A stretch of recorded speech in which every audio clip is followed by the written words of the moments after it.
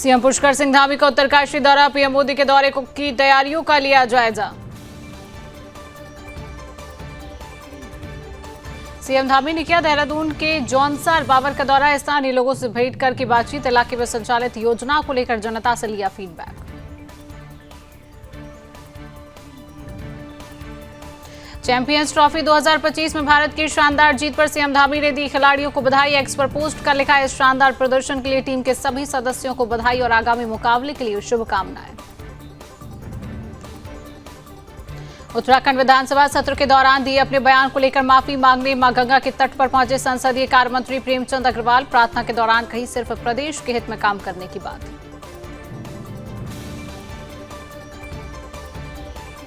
मसूरी में किया गया नागरिक अभिनंदन समारोह का आयोजन। भारतीय जनता पार्टी के प्रदेश अध्यक्ष और राज्यसभा सांसद महेंद्र भट्ट ने लिया बतौर मुख्य अतिथि हिस्सा।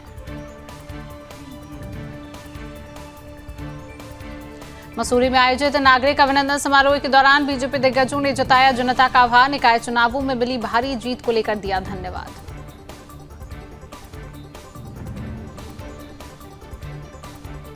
उत्तराखंड में चल रहे पहाड़ और मैदान के विवाद में महामंडलेश्वर स्वामी यतीन्द्रानंद गिरी की हुई एंट्री। महामंडलेश्वर ने विवाद भुलाकर प्रदेश के हित में काम करने की अपील।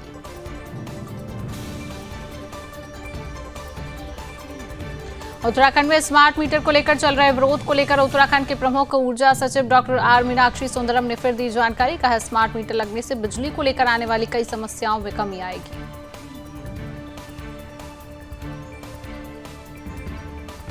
उत्तराखंड में यूसीसी को लेकर कांग्रेस के विरोध पर बोले बीजेपी अनुसूचित मोर्चा के प्रदेश अध्यक्ष। कांग्रेस के विरोध को बताया नौटंकी।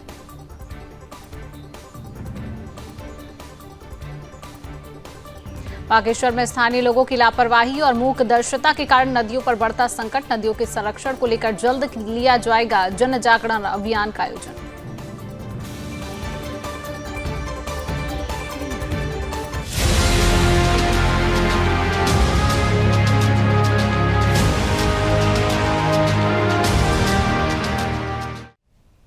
नमस्कार, अपना उत्तराखंड देख रहे हैं आप और मैं हूं आपके साथ शिवांगी जैन। बुलेटिन की शुरुआत बड़ी खबर के साथ करेंगे। सीएम पुष्कर सिंह धामी का उत्तरकाशी दौरा, आज पीएम मोदी के दौरे की तैयारियों का जायजा लिया जा रहा है। सीएम पुष्कर सिंह धामी पीएम मोदी के दौरे का जायजा ले रहे हैं। 27 फरवरी को प्रस्तावित है पीएम मोदी का दौरा। मां गंगा के शीतकालीन प्रवास स्थल मुखवा का दौरा करेंगे।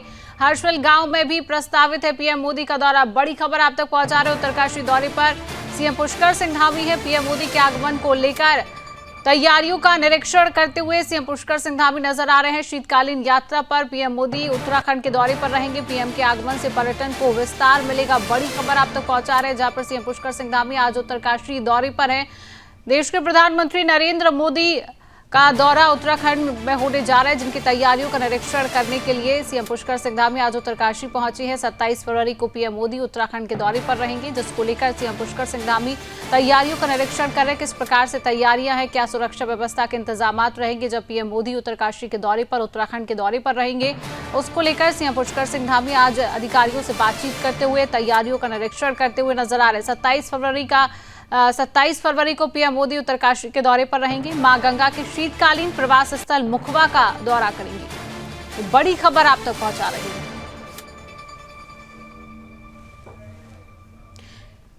तो इसी खबर पर हम और अधिक जानकारी लेंगे। हमारे साथ उत्तराखंड के ब्यूरो चीफ कृष्णा जुड़ चुके हैं। कृष्णा, क्या जानकारी है? सीएम पुष्कर सिंह धामी आज उत्तरकाशी पहुंचे, क्या तैयारियां पीएम मोदी के दौरे को लेकर? बिल्कुल शिवांगी, देखिए, मुख्यमंत्री पुष्कर सिंह धामी ने दिल्ली में प्रधानमंत्री नरेंद्र मोदी को उत्तराखंड में चल रही शीतकाल यात्रा के लिए आमंत्रित किया था, जिसे स्वीकार करते हुए प्रधानमंत्री अब उत्तराखंड आ रहे हैं। वे गंगोत्री मां के शीतकालीन स्थल मुखवा में मां गंगा के दर्शन करेंगे, जिसके बाद जनता को भी वहां संबोधित करेंगे। प्रधानमंत्री का कार्यक्रम पहले 27 फरवरी का जो है वे माना जा रहा था, लेकिन अब इसमें कुछ बदलाव हो सकते हैं। जैसे कि मौसम विभाग ने 27 फरवरी को उत्तरकाशी में बारिश और ओलावृष्टि की जो है वो चेतावनी जारी करी है, जिसको देखते हुए अब 26 फरवरी को प्रधानमंत्री नरेंद्र मोदी जो है वो उत्तराखंड आ सकते हैं, क्योंकि उनकी जो रात्रि विश्राम है वो उत्तरकाशी के हरसील में करेंगे, जहां पे शासन प्रशासन द्वारा जो है वो तैयारियां लगातार जो है वो की जा रही है और उसकी तैयारियों को भी मुख्यमंत्री पुष्कर सिंह धामी आज ग्राउंड जीरो पर देखने गए। उनको जो भी कमियां एक तरीके से दिखाई दी है, चाहे रोड की हम बात करें, प्रधानमंत्री नरेंद्र मोदी जब हेलीपैड से उतरेंगे, फिर वहां से रोड से एक तरीके से मुक्वा मंदिर जाएंगे, फिर वो हरसिल जाएंगे, इस बीच रोड की क्या व्यवस्था है मुख्यमंत्री पुष्कर सिंह धामी ने पूरी देखी है। तो हेलीपैड से लेकर होटल तक की जो सड़क है उसमें अभी तक निर्माण चल रहा है, जिसका अंतिम चरण पे है। तो सीएम धामी ने भी इसको तय समय पर पूरा करने की जो है वो अधिकारियों को निर्देश दिए हैं, क्योंकि खुद आपदा सचिव जो है विनोद कुमार सुमन ग्राउंड जीरो पर है, सभी तैयारियों को परख रहे हैं और अधिकारियों से समय समय पर काम पूरा करने को निर्देश जो है वो लगातार दे रहे हैं। शिवांगी, बिल्कुल कृष्णा, तैयारियां लगभग पूरी नजर आ रही है। हालांकि जब पीएम मोदी उत्तराखंड आएंगे, क्या लग रहा है, विकास कार्यों की सौगात भी उत्तराखंड को मिल सकती है इस दौरान? बिल्कुल शिवांगी, देखिए प्रधानमंत्री नरेंद्र मोदी जब भी उत्तराखंड आते हैं तो कोई ना कोई वो बड़ी सौगात देकर जाते हैं, क्योंकि हम अक्सर देखते हैं कि हर वर्ष ये प्रधानमंत्री केदारनाथ या बद्रीनाथ के दर्शन करने यहाँ पर आते हैं। अभी राष्ट्रीय खेलों के आयोजन की जिम्मेदारी दी, राष्ट्रीय खेल सफलतापूर्वक संपन्न हुए और हमारे राज्य में इस वर्ष 2024 से शीतकालीन यात्रा प्रारंभ की गई है। उसी के प्रोत्साहन के लिए आदरणीय प्रधानमंत्री जी मुखवा आ रहे हैं, हरसिल आ रहे हैं और शीतकाल में आपको ये दिख रहा होगा चारों तरफ बर्फ से भरी हुई सारी चोटियां, सारे हमारे पहाड़, श्रीखंड और यहाँ का मौसम, धूप शानदार होती है। आदरणीय प्रधानमंत्री जी के स्वागत के लिए यहाँ पर सभी तैयारियां पूरी कर ली गई हैं और मौसम विभाग अनुमति देगा तो निश्चित रूप से प्रधानमंत्री जी का यहाँ पर प्रवास होगा और उनके प्रवास के बाद ये हमारी शीतकालीन यात्रा पूरे देश के अंदर और विश्व के अंदर जाएगी। आदरणीय प्रधानमंत्री जी जब भी देवभूमि उत्तराखंड आते हैं तो हमारे लिए बहुत शुभ होता है। 2013 की आपदा के बाद आदरणीय प्रधानमंत्री जी का जो रात्रि प्रवास केदारनाथ गुफा में हुआ था, उसके बाद जो संख्या हजारों में रह गई थी वो संख्या 20 लाख से भी ऊपर बाबा केदार में दर्शन करने वालों की, श्रद्धालुओं की हो गई है। उसके बाद माणा गए थे, माणा जाने वालों की संख्या बड़े स्तर पर बढ़ी। इन्वेस्टर्स मीट में आदरणीय प्रधानमंत्री जी आए, हमारे राज्य के अंदर 3.5 लाख करोड़ से भी ज़्यादा के एमओयू हुए और लगभग 80,000 करोड़ से ज़्यादा की ग्राउंडिंग शुरू हो गई है। आदरणीय प्रधानमंत्री जी आदि कैलाश आए, आदि कैलाश में आने वालों की संख्या बढ़ गई। आदरणीय प्रधानमंत्री जी ने खेलों का शुभारंभ किया। पूरे देश के अंदर उत्तराखंड एक खेल गतिविधियों के बड़े केंद्र के रूप में और देवभूमि, वीरभूमि और खेल भूमि के रूप में भी आगे बढ़ रहा है। हमारा स्थान 38वें राष्ट्रीय खेलों में 7वें स्थान पर आया। 37वें राष्ट्रीय खेलों में हम 25वें स्थान पर थे। अब आदरणीय प्रधानमंत्री जी मुखवा आएंगे, माँ गंगा के इस धाम पर आएंगे तो निश्चित रूप से हमारे इस यात्रा को पंख लगेंगे। पूरे विश्व में यात्रा जाएगी, श्रद्धालु, तीर्थयात्री, पर्यटक बड़ी संख्या में आएंगे। ये हमारे राज्य की समृद्धि में बहुत बड़ा इसका योगदान होने वाला है। हम आदरणीय प्रधानमंत्री जी का देवभूमि उत्तराखंड आगमन पर हमेशा की तरह हमारे उत्तराखंड के लोग उनको अपने परिवार का मानते हैं, उनके स्वागत के लिए तैयार हैं। पूरा उत्तराखंड तैयार है, पूरा मुखवा तैयार है, हरसिल तैयार है, उत्तरकाशी के लोग तैयार हैं। तो कृष्णा लगातार हमारे साथ बने हुए। कृष्णा, जिस प्रकार से सीएम पुष्कर सिंह धामी को हमने सुना, सीएम भी कहते हुए नजर आ रहे हैं कि मौसम विभाग अगर अनुमति देखा तो पीएम मोदी आगमन पर आएंगे, उत्तराखंड आगमन पर आएंगे। क्या लग रहा है, मौसम विभाग क्या चेतावनी देता हुआ नजर आ रहा है 27 फरवरी को लेकर? बिल्कुल, देखिए जैसा कि मैंने आपको पहले ही बताया, प्रधानमंत्री नरेंद्र मोदी का दौरा जो है वो 27 फरवरी को प्रस्तावित था, लेकिन 27 फरवरी को मौसम विभाग ने उत्तरकाशी में बारिश और बर्फबारी की जो है वो चेतावनी जारी करी है, जिसको देखते हुए 26 फरवरी को भी प्रधानमंत्री नरेंद्र मोदी दिन में उत्तरकाशी आ सकते हैं, जिसकी तैयारियों पे काफी ज्यादा जोर दिया जा रहा है। क्योंकि देखिए शीतकालीन यात्रा में अभी जो है वो संख्या श्रद्धालुओं की काफी ज्यादा कम है, जिसका प्रचार प्रसार भी राज्य सरकार जो है वो लगातार कर रही है। और हर एक राज्य में बात बताना चाह रही है कि आप सिर्फ ग्रीष्म काल में नहीं, शीतकालीन में भी जो है वो यात्रा कर सकते हैं। चार धाम में पहुंच के आप दर्शन कर सकते हैं। अब प्रधानमंत्री नरेंद्र मोदी आएंगे तो पूरी देश विदेश की मीडिया का जो है वो फोकस प्रधानमंत्री पर होगा। तो शीतकालीन यात्रा का भी प्रचार जो है वो देश विदेश तक पहुंचेगा, जिसके बाद उत्तराखंड में जो आर्थिक व्यवस्था है वो और सुधरने लगेगी। क्योंकि जिस तरीके से मुख्यमंत्री ने बताया कि 2013 के बाद प्रधानमंत्री नरेंद्र मोदी ने जो है वो केदारनाथ में पहुंच के एक रात रात्रि विश्राम वहां पे गुफा में किया, जिसके बाद ये श्रद्धालुओं की संख्या जो है लाखों में पहुंच गई। तो ठीक उसी से अंदाजा लगाया जा रहा है, प्रधानमंत्री शीतकालीन यात्रा पर आएंगे। उनकी यात्रा के बाद उत्तराखंड में एक नई सफलता भी मिलेगी और प्रधानमंत्री नरेंद्र मोदी जो जनसभा एक तरीके से दर्शन करने के बाद करेंगे, उस जनसभा में बड़ी सौगात भी उत्तराखंड को एक बार फिर से दे सकते हैं। क्योंकि जब भी वे उत्तराखंड आते हैं, खासकर चारधाम यात्रा पर, तो चारधाम यात्रा से जुड़ी कोई ना कोई बिल्कुल कृष्णा, जब भी पीएम मोदी उत्तराखंड के दौरे पर आते हैं, कहीं ना कहीं उत्तराखंड को एक बड़ी सौगात हमेशा से मिलती हुई आई है। फिलहाल कृष्णा, तमाम जानकारी साझा करने के लिए आपका बहुत बहुत धन्यवाद। तो अब बात करेंगे देहरादून से मिल रही बड़ी खबर की। सीएम धामी ने जौनसार बावर का दौरा किया, स्थानीय लोगों से भेंट कर बातचीत की है, संचालित सरकारी योजनाओं को लेकर फीडबैक लिया है। स्कूल जा रहे बच्चों से भी सीएम ने मुलाकात की है, परीक्षाओं को लेकर छात्रों को शुभकामनाएं दी हैं। सीएम ने महासू देवता मंदिर में चल रहे काम को लेकर भी जानकारी ली है। मास्टर प्लान पर विस्तृत चर्चा कर कार्यों में तेजी लाने के निर्देश दिए हैं। बड़ी खबर आप तक पहुंचा रहे हैं, जहां पर सीएम धामी ने जौनसार बावर का दौरा किया। बड़ी खबर लगातार आप तक। सीएम धामी ने जौनसार बावर का दौरा किया, स्थानीय लोगों से भेंट कर बातचीत की है, परीक्षा देने जा रहे बच्चों को शुभकामनाएं दी हैं। संचालित सरकारी योजनाओं को लेकर भी सीएम पुष्कर सिंह धामी ने फीडबैक लिया है। स्कूल जा रहे बच्चों से उन्होंने मुलाकात की है और उनको आगे के भविष्य के लिए, उनकी परीक्षा के लिए शुभकामनाएं सीएम पुष्कर सिंह धामी ने दी हैं। तस्वीरें आप देख रहे हैं, सीएम पुष्कर सिंह धामी जौनसार बावर का दौरा करते हुए बच्चों से मुलाकात करते हुए नजर आए। उनकी परीक्षा को लेकर उनको शुभकामनाएं दी हैं। उनके साथ तमाम लोग मौजूद हैं। संचालित सरकारी योजनाओं को लेकर भी उन्होंने जनता से फीडबैक लिया कि जिस तरीके से योजनाएं चलाई जा रही हैं, वो योजनाएं आप तक पहुंच रही हैं, उन योजनाओं का लाभ आप तक पहुंच रहा है। और आप देखिए, ये तस्वीर देखिए जहां पर बच्चे स्कूल बस में बैठे हुए हैं, स्कूल की ओर बढ़ते हैं। उन बच्चों से भी सीएम पुष्कर सिंह धामी बातचीत करते हुए, हाथ मिलाते हुए नजर आते हैं और भविष्य के लिए शुभकामनाएं, उनकी परीक्षा के लिए शुभकामनाएं देते हुए सीएम पुष्कर सिंह धामी नजर आ रही हैं। लगातार बड़ी खबर आप तस्वीरों के माध्यम से देख रहे हैं। बड़ी खबर है जहां पर सीएम पुष्कर सिंह धामी ने जौनसार बावर का दौरा किया है।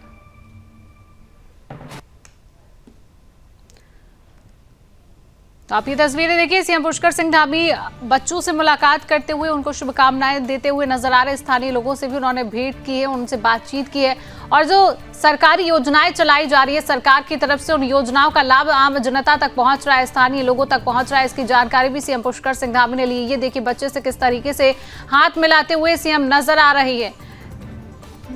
बच्चे से हाथ मिलाते हुए सीएम पुष्कर सिंह धामी नजर आ रहे। योजनाओं का लाभ जिन लोगों को मिल रहा है, नहीं मिल रहा है, सरकारी योजनाएं जो चलाई जा रही हैं, उनको लेकर भी स्थानीय लोगों से भेंट की है, स्थानीय लोगों से बातचीत की है। तस्वीरें लगातार आपके सामने हैं। लोगों के बीच पहुंचकर सीएम पुष्कर सिंह धामी ने उनसे बातचीत की। चैंपियंस ट्रॉफी 2025 के लीग मुकाबले में टीम इंडिया ने पाकिस्तान को करारी हार दी है, जिससे पूरे देश में जश्न का माहौल बन गया। इसी बीच उत्तराखंड के मुख्यमंत्री पुष्कर सिंह धामी ने टीम के सभी सदस्यों को हार्दिक बधाई दी है। उत्तराखंड के मुख्यमंत्री पुष्कर सिंह धामी ने एक्स पर पोस्ट कर लिखा, चैंपियंस ट्रॉफी 2025 के ग्रुप लीग मुकाबले में भारतीय क्रिकेट टीम ने पाकिस्तान को पटखनी दे दी है। इस शानदार प्रदर्शन के लिए टीम के सभी सदस्यों को बधाई और आगामी मुकाबले के लिए शुभकामनाएं। वहीं क्रिकेट प्रेमियों ने पटाखे जलाकर और मिठाइयां बांटकर इस ऐतिहासिक जीत का जश्न मनाया है। चैंपियंस ट्रॉफी में भारत की लगातार दूसरी जीत है, जिससे टूर्नामेंट में टीम इंडिया की स्थिति और मजबूत हो गई है।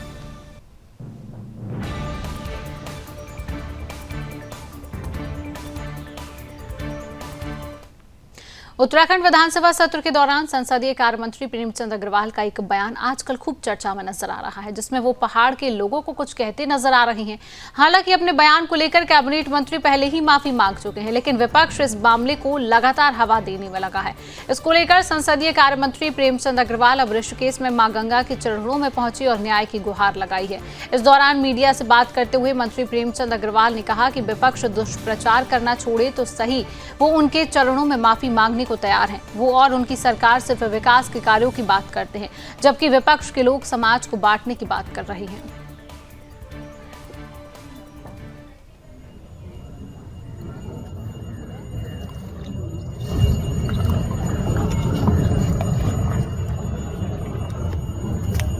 यदि ये दुष्प्रचार समाप्त हो सकता है, मैं तो कह रहा हूं, मैं उनके चरणों में लौट के माफ़ी मांगने को तैयार हूँ। लेकिन आप दुष्प्रचार करना तो छोड़िए, समाज को बांटना तो छोड़िए। आप इस विकास के लिए आइए ना। मैं तो 1000 बार आपको आह्वान किया कि आइए मेरे इस उत्तराखंड के विकास के लिए, मैं आपके साथ चलने को तैयार हूँ। आप आइए तो सही। विकास में कहाँ है वो जरा बताएं तो सही। क्या हमारा उत्तराखंड जो आज 25 साल का हो रहा है, हम इसे आगे ले जाने का जो माननीय मुख्यमंत्री जी आह्वान किया है, क्या हम उनके आह्वान को आगे बढ़ाने के लिए अपने आप को आगे नहीं ला सकते?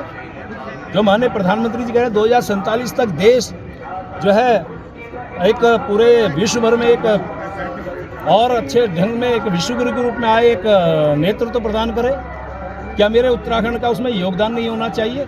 क्या आज भी हम उसी घिसी पिटी लाइन पे चलते रहेंगे? मैं फिर आह्वान कर रहा हूँ आपके माध्यम से, माँ के चरणों के सामने, गंगा पावन माँ के सामने मैं फिर कह रहा हूँ, आइए, छोड़ो कल की बातें, कल की बात पुरानी। मैं तो भूलने को तैयार हूँ। और आपको उसके बाद भी लगता है कि मुझे आप चाहते हैं कि मैं किसी भी रूप में आपसे माफ़ी मांगूं, मैं तैयार हूँ। लेकिन छोड़ो दुर्भावना, छोड़ो सद्भावना पे आओ। दुष्प्रचार छोड़ो, अच्छे प्रचार, सद्व्यवहार पे आओ, अच्छे प्रचार पे आओ। किस प्रकार से जो हालात बनाने का प्रयास यहाँ किया जा रहा है, मैं कह रहा हूँ, आपसे भी प्रार्थना कर रहा हूँ, एक भाई से, कि समाज में आप भी रहते हैं, यदि यही स्थिति रही, समाज किस साइड में ये ले जाना चाह रहे हैं, वो आप समझ सकते हैं। मसूरी में नगर पालिका अध्यक्ष और सभासद की तरफ से नागरिक अभिनंदन समारोह का आयोजन किया गया, जिसमें बतौर मुख्य अतिथि भारतीय जनता पार्टी के प्रदेश अध्यक्ष और राज्यसभा सांसद महेंद्र भट्ट और कैबिनेट मंत्री गणेश जोशी ने शिरकत की है। इस मौके पर मसूरी नगर पालिका की नवनिर्वाचित सभासद गौरी थपलियाल के साथ दर्जन भर लोगों ने भाजपा की सदस्यता ग्रहण की है। मसूरी नगर पालिका अध्यक्ष मीरा सकलानी ने प्रदेश अध्यक्ष और कैबिनेट मंत्री गणेश जोशी का फूल भेंट कर स्वागत किया। इस दौरान मीरा सकलानी ने कहा कि मसूरी की जनता के आशीर्वाद से वह पालिका की अध्यक्ष बनी है और जिन अपेक्षाओं के साथ जनता ने उन्हें चुना है, उन अपेक्षाओं पर वह खरी उतरने की पूरी कोशिश करेंगी। इसके साथ ही कैबिनेट मंत्री गणेश जोशी ने भी कार्यक्रम को संबोधित किया, जिसमें उन्होंने कहा कि मसूरी की जनता ने उनको अपना आशीर्वाद देकर 3 बार विधायक और मंत्री बनाया है। वे मसूरी की जनता का आभार व्यक्त करते हैं।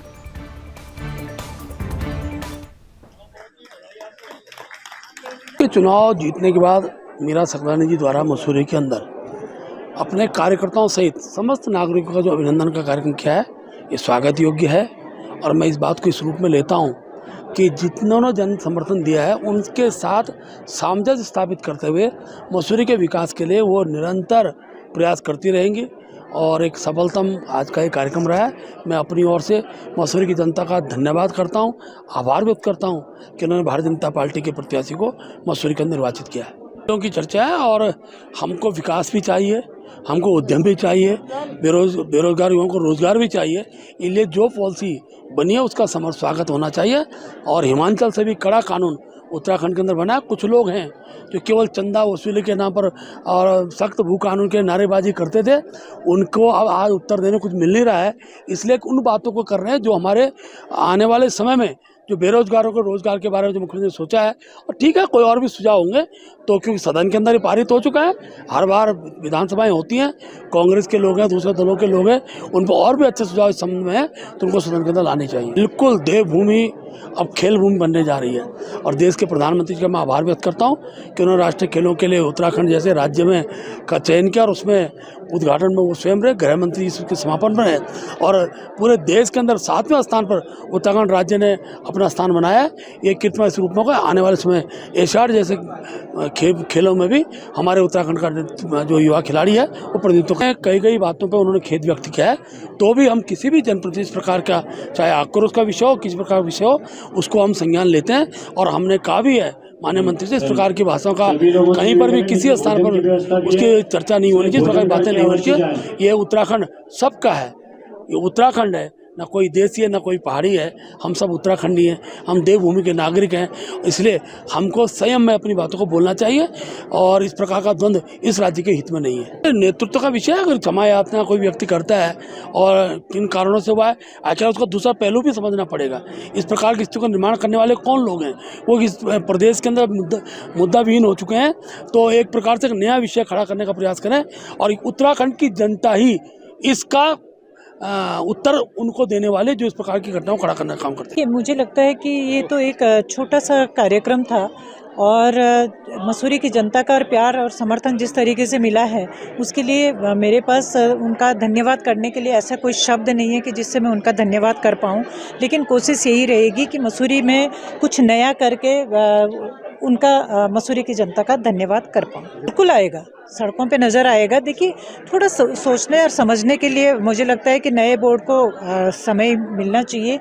जो अभी कर भी रहा है, सभी सभासद भी इसमें लगातार अपना प्रयास जारी रखे हुए हैं और आपको जल्दी ही नए काम देखने को मिलेंगे।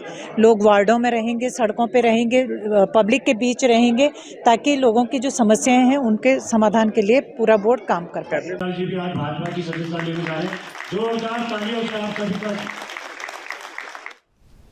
उत्तराखंड में इन दिनों पहाड़ और मैदान के विवाद ने तूल पकड़ ली है। जगह जगह पर प्रदेश के वित्त और संसदीय कार्य मंत्री प्रेमचंद अग्रवाल को लेकर लोगों में नाराजगी देखी जा रही है। विधानसभा में मंत्री प्रेमचंद अग्रवाल के भाषण के दौरान की गई टिप्पणी पर लोग यूं कहिए कि विपक्षी लोग कड़ी आपत्ति जता रहे हैं। मामले को लेकर रुड़की के महामंडलेश्वर स्वामी यतीन्द्रानंद गिरी ने लोगों से इस विवाद को खत्म करने की अपील की है।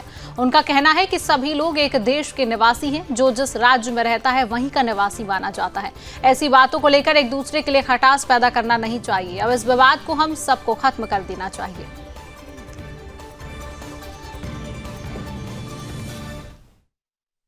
उत्तराखंड में मैदानी और पहाड़ी को लेकर एक विवाद शुरू हुआ है। उत्तराखंड में मेरा कहना है कि उत्तराखंड में रहने वाला हर व्यक्ति उत्तराखंडी है, चाहे वो मैदान में रहता है, चाहे वो पहाड़ पर रहता है। इस देश के अंदर जहाँ जहाँ भी पहाड़ हैं, जिस प्रदेश में भी पहाड़ हैं, उन पहाड़ों पर रहने वाला हर व्यक्ति पहाड़ी है। मैदान में रहने वाला व्यक्ति मैदानी है, गांव में रहने वाला व्यक्ति गांववासी है और नगर में रहने वाला व्यक्ति नगरवासी है। वनों में रहने वाला व्यक्ति वनवासी है। जो जहाँ रहता है वो वहाँ का हो जाता है। बड़े बड़े महानगरों में भी रहने वाले लोग जो आज महानगरवासी कहलाते हैं, वो कभी ना कभी गांव में रहते थे, गांववासी थे।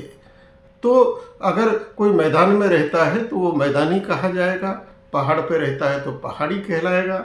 लेकिन उत्तराखंड पूरे राज्य में अगर कोई रहता है तो उत्तराखंडी होगा, पंजाब में रहता है तो पंजाबी होगा, बंगाल में रहता है तो बंगाली कहा जाएगा, महाराष्ट्र में रहता है तो हर व्यक्ति महाराष्ट्र होगा, गुजरात में रहता है तो गुजरात में रहने वाला हर व्यक्ति गुजराती होगा।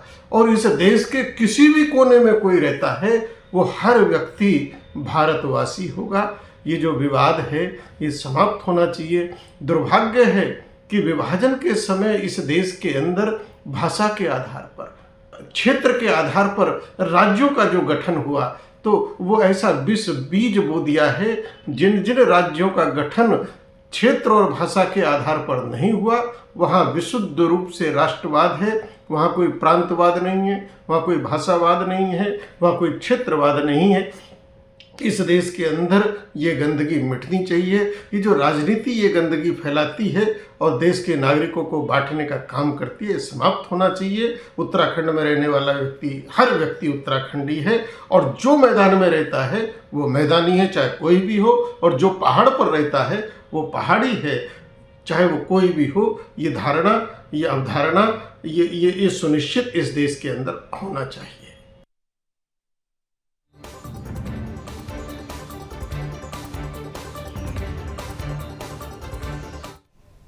उत्तराखंड में स्मार्ट मीटर को लेकर लगातार विरोध जारी है। एक ओर जहां सरकार इसको आम जनता के हित के लिए बता रही है, तो वहीं तमाम लोग इसे सरकार की ओर से पूंजीपतियों को लाभ पहुंचाने वाले नीति के तहत काम बता रहे हैं। मामलों को लेकर उत्तराखंड के प्रमुख ऊर्जा सचिव डॉक्टर आर मीनाक्षी सुंदरम ने एक बार फिर से इसको लेकर स्पष्टीकरण दिया है, जिसमें उन्होंने कहा कि स्मार्ट मीटर लगने से बिजली उपभोक्ताओं की रीडिंग या बिलिंग संबंधित शिकायतों में अप्रत्याशित तरीके से कमी आएगी। साथ ही वर्तमान में स्मार्ट मीटर बिना शुल्क के बदले जाएंगे। उन्होंने कहा कि स्मार्ट मीटर अत्याधुनिक बिजली मीटर है, जिसका कंट्रोल उपभोक्ता के हाथ में रहता है। इससे आपको पल पल बिजली उपयोग की जानकारी, सभी जरूरी सूचनाएं, बिजली उपयोग की तुलना, भुगतान के कई विकल्प मिल जाते हैं। यहाँ एक राष्ट्रीय कार्यक्रम है जो भारत सरकार के सहयोग से सभी राज्यों में चलाया जा रहा है। 2 दिन पहले प्रेस कॉन्फ्रेंस किया था, उसमें भी मैं उसी समय साफ किया था कि प्रीपेड कंपलसरी नहीं है। अभी वर्तमान में हम लोग पोस्ट पेड का ही व्यवस्था चला रहे हैं और भारत सरकार से भी इस बात का इंडिकेशन मिला है कि अभी आप पोस्ट पेड ही इसको चलाए हैं। और केवल उत्तराखंड नहीं है, जो अन्य प्रदेश जो लगा रहे हैं वहां पर भी पोस्ट पेड व्यवस्था में ही अभी चला रहे हैं। प्रीपेड अगर भविष्य में आता है तो उस समय देखा जाएगा, लेकिन वर्तमान में ऐसे कोई प्रीपेड की व्यवस्था नहीं है। हाँ, ये बात पॉइंट भी मैंने क्लैरिफाई किया था, अगर कोई स्वेच्छा से प्रीपेड मोड को ऑप्ट करते हैं तो उसमें 4% बिजली के बिल का छूट होगा घरेलू उपभोक्ता के लिए। और अगर गैर घरेलू उपभोक्ता है, कमर्शियल है या इंडस्ट्रियल है, तो उनको 3% की छूट मिलेगी। तो अभी किसी प्रकार की प्रीपेड व्यवस्था नहीं है। मैं फिर आपके माध्यम से जनता से अनुरोध करता हूं और जो भी गलतफहमी से विरोध करते हैं उनसे भी मैं अनुरोध करता हूं कि ये पब्लिक की लाइफ को और ज्यादा सुगम बना देगा, क्योंकि आप जो है अपने बिजली की खपत को मोबाइल ऐप के माध्यम से लगातार जानकारी प्राप्त कर सकते हैं। आज कितना खर्चा हुआ, कल कितना खर्चा हुआ, और उसके बेसिस पर अगर आप अपने बजट के अंदर बिल को लाना चाहते हैं उसके लिए प्लानिंग भी आप कर सकते हैं। दूसरा, आप घर बैठे बैठे अपने इलेक्ट्रॉनिक बैंकिंग के माध्यम से अपने पेमेंट भी कर सकते हैं। तीसरा, जब उपभोक्ता के घर में बिजली चला जाता है तो वर्तमान व्यवस्था में कंज्यूमर को कंप्लेंट करना पड़ता है, चाहे ऑनलाइन कंप्लेंट करें, चाहे टेलीफोनिकली कंप्लेंट करें, चाहे मिल के कंप्लेंट करें। अब इन सब चीजों की आवश्यकता नहीं होगी। जैसे स्मार्ट मीटर काम करना बंद कर देगा, तुरंत अलर्ट चली जाएगी यूपीसीएल के दफ्तर में और वहां से इमीडिएटली फॉल्ट को अटेंड करने के लिए कर्मचारी आ जाएंगे। तो और चौथा सबसे बड़ा इम्पोर्टेंट बात जो है वो ये है कि अभी तक जितने भी हमारे ग्रीवेंस एंड एड्रेसर फोरम है, चाहे वो ऑनलाइन फोरम हो, दूसरा ऑफलाइन जब कैंप्स लगाते हैं, 80% जो कंज्यूमर की कंप्लेंट है वो अपने बिजली के बिल को लेकर के है। क्योंकि आप ह्यूमन एलिमेंट को उसमें मिक्स करते हो तो ह्यूमन एलिमेंट में ह्यूमन एरर्स भी पॉसिबल है, जो मानवीय भूल होते हैं। दूसरा, ह्यूमन मिसचीफ भी पॉसिबल है। तो ये इन दोनों की पॉसिबिलिटी कंप्लीटली एलिमिनेट हो जाएगी और चूंकि ये मैकेनाइज्ड है तो आगे से हमारे बिजली की बिल संबंधी शिकायतें हैं ये 100% खत्म। तो फिलहाल के लिए इस खास बुलेटिन में इतना ही। देश और दुनिया की तमाम खबरों को जानने के लिए आप देखते रहिए सुदर्शन न्यूज।